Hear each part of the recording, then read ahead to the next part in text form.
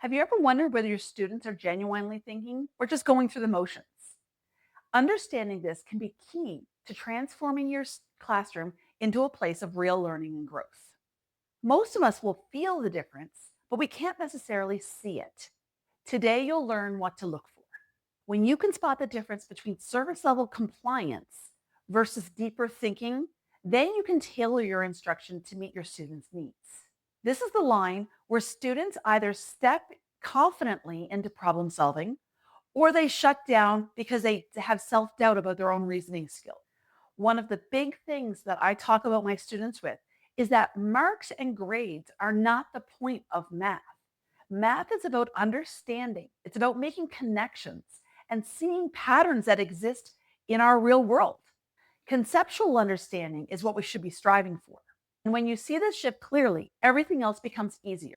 Feedback, pacing, confidence building, group work, all of it. It's time to stop wondering if your teaching is effective and find clarity in student understanding. Curiosity is just around the corner. There are 5 quick indicators of surface level thinking. Let's talk about those red flags, subtle signals that students are performing steps instead of thinking. First, watch out for low thinking signals, such as students writing before they've made a decision, before they've read the question. They're your students who put up their hand and say, I don't know how to do this. And they've had 2.3 seconds to look at it. These are signs of habit, not reasoning.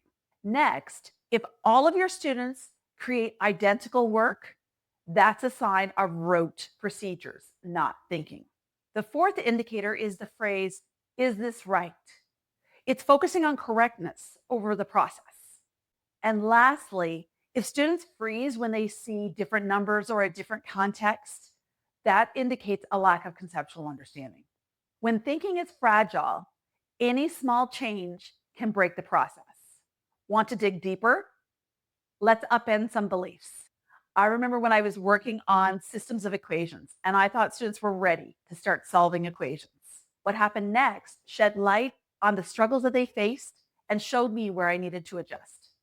I expected strategic reasoning and I got step by step confusion. That confusion highlighted a need for some serious conceptual work and for focusing on the underlying understandings in the process. And that's when I stopped and paused. We needed to go back and make sure we understood what a solution was, what it meant, where do we find it? What are we doing when we're doing all the algebra work?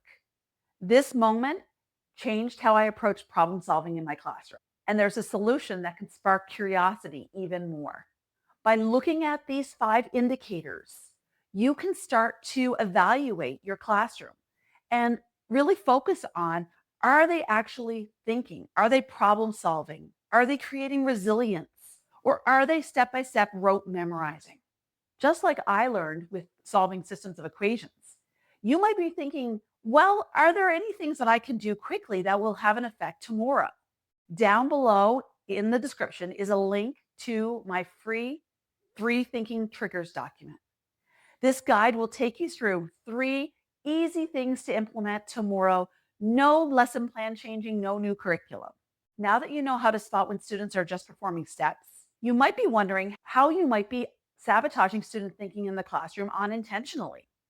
None of us do it on purpose, but there are things we can do in the classroom that help or hinder student thinking. Click on the video on the screen and I'll show you how to avoid common thinking blockers in the classroom.